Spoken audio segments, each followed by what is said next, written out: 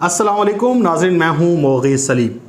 वज़ीर-ए-आज़म इमरान ख़ान साहब ने लाहौर जलसे में ख़िताब किया और उनके ख़िताब का अहम नुक्ता जो है वो इस वक्त पाकिस्तान के social media, main stream media और तमाम तज्ज़ियाकारों की ज़ुबान पर है और वो उसके ऊपर तज्ज़िया कर रहे हैं।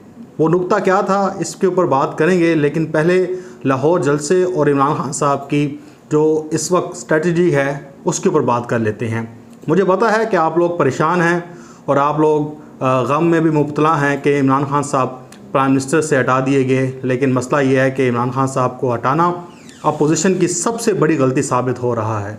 ना सिर्फ अपोजिशन की बल्कि उन लोगों के लिए भी बड़ी गलती साबित हो रहा है और वो लोग भी परेशान हैं और वो समझते हैं कि ये नाइंसाफ़ी हुई है, क्योंकि कौम ने ये फ़ैसला सुनाया है।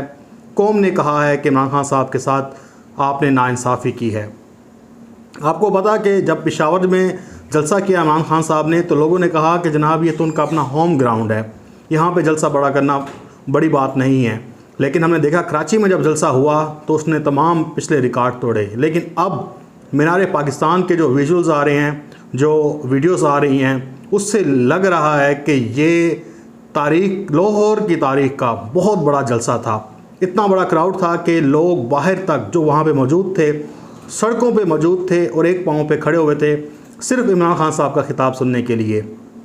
आमिर मतीन साहब ने भी ये कहा और बहुत सारे लोग हैं उन्होंने भी ये कहा, जो जर्नलिस्ट हैं उन्होंने कहा कि देखें, आप ये बात ना करें कि इमरान ख़ान साहब के साथ क्राउड नहीं है या जलसे वो बड़े नहीं कर रहा। ये आप बात करके अपने आप को तनकीद का निशाना बनवाते हैं और आंखें बंद करने वाली बात है।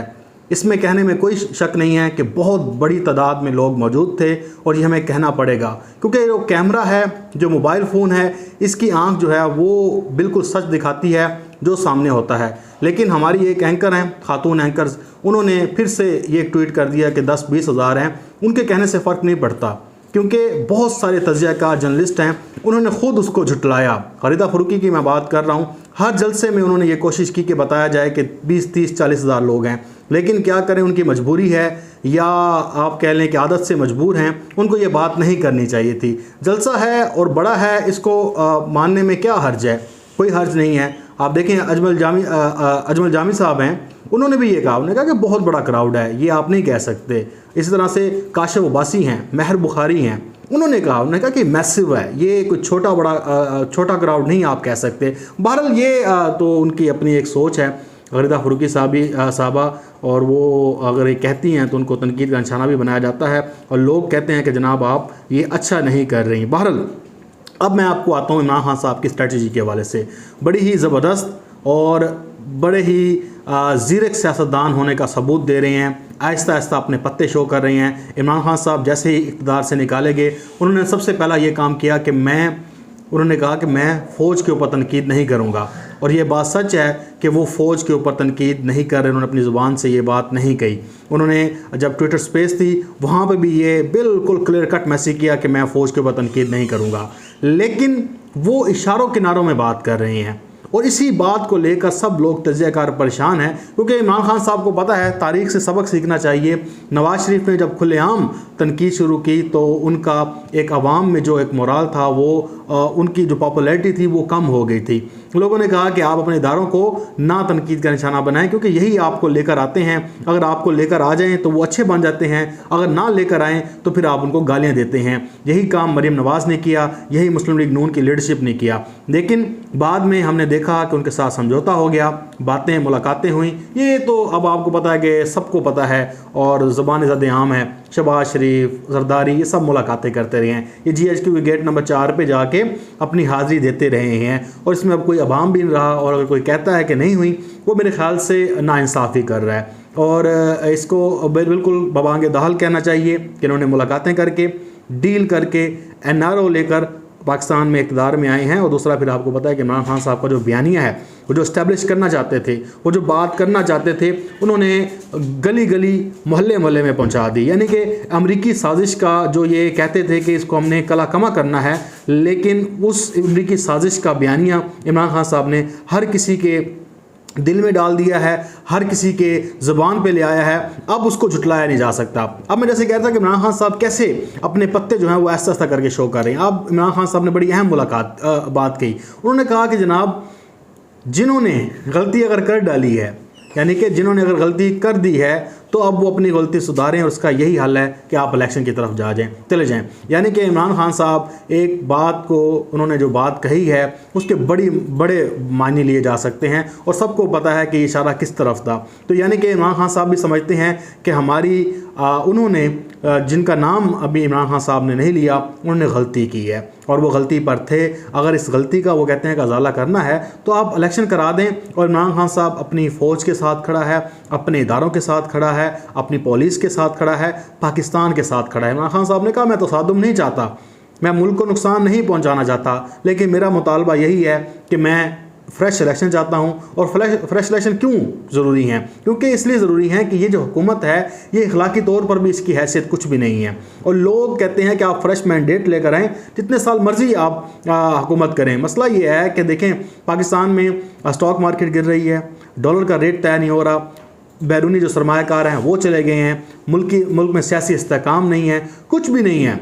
लोग, क्योंकि जो भी पॉलिसी ये बना रहे हैं उसको तो ये एक्सेप्ट ही नहीं कर रहे, ना ही अवाम कर रही है।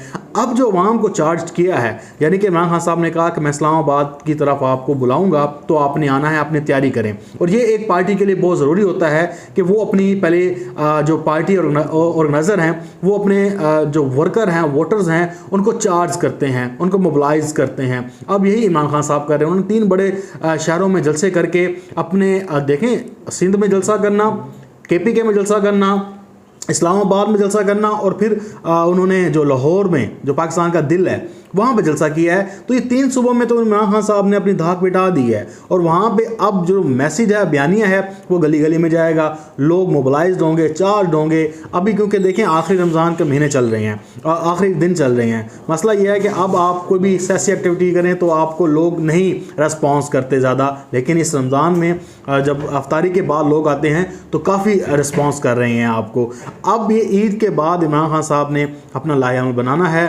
अगर वो इस्लामाबाद में लेकर आ जाते हैं लोगों को, स्पंदर को बिठा देते हैं, तो फिर बहुत मसला हो जाएगा हुकूमत के लिए भी। फिर ये हुकूमत जो लूली लंगड़ी चल रही है, इनके लिए भी मसले मसाइल होंगे। अगर आप लॉन्ग मार्च लेकर आते हैं, इस्लामाबाद मुल्क बंद करते हैं, तो मईशत का बेड़ा गर्क हो जाएगा। तो इमरान खान का प्लान क्लियर कट यही है कि आप एहतजाज करें पुरअमन और हुकूमत को काम ना करने दें और आगे सारा मुल्क जाम कर दें। और इमरान खान साहब ने यही करना है। अब देखिए कि इमरान खान साहब ने इलेक्शन कमिश्नर पर सख्त सवालात उठाए हैं और उन्होंने कहा कि जो सिकंदर सुल्तान राजा है, ये बाइस्ड बंदा है, इसको मुस्लिम लीग नून में बड़ा ओहदा दे देना चाहिए। यानी कि अब इमरान खान साहब ने इलेक्शन कमिश्नर को भी ये वाज़ेह पैगाम दे दिया है कि अगर उसने बाइस्ड फैसला किया तो कौम उसे भी नहीं छोड़ेगी और वो उसके ख़िलाफ़ पूरा एक तहरीक भी चलाएंगे और उनको वो काम नहीं करने देंगे जो मुस्लिम लीग नून चाहती है। यानी कि फॉरेन फंडिंग केस में आपको पता है इमरान खान साहब ने 3 मुतालबे रखे। उन्होंने कहा कि आप पीपल्स पार्टी नून लीग को सामने ले आएँ, उनका भी फैसला करें।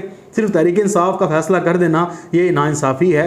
आप इंसाफ के तकाजे पूरे करें और मेरे पास पूरी लिस्टें हैं, हर चीज़ मौजूद है। तो बहरहाल इमरान खान साहब का एक जलसा बहुत बड़ा जलसा था जिसने इम्पैक्ट डाला, जिसने लोगों को बताया इमरान खान साहब इस वक्त पाकिस्तान के पॉपुलर लीडर हैं, अवाम उनके साथ है, उनके साथ नाइंसाफ़ी हुई है और लोग ये चाहते हैं कि जल्द से जल्द फ्रेश मैंडेट लेकर कोई भी आए वो पाकिस्तान का प्राइम मिनिस्टर बने, लेकिन फौरी इंतखाबात होने चाहिए। अब ये देखते हैं कि हमारे मुक़्तदर हल्के क्या सोचते हैं और वो क्या राह अपनाते हैं इमरान खान को रोकने के लिए, क्योंकि इमरान खान साहब अब रुकने वाले नहीं हैं। उन्होंने तहरीक का आगाज़ कर दिया है और जब जब इमरान खान साहब ने तहरीक कोई चलाई है वो हमेशा कामयाब हुई है। तो देखते हैं कि ये कब कामयाब होती है, क्योंकि हुकूमत के दिन थोड़े हैं। जो लड़ाइयाँ हैं आपस की वो बता रही हैं कि ये हुकूमत ज़्यादा देर तक नहीं चल सकती।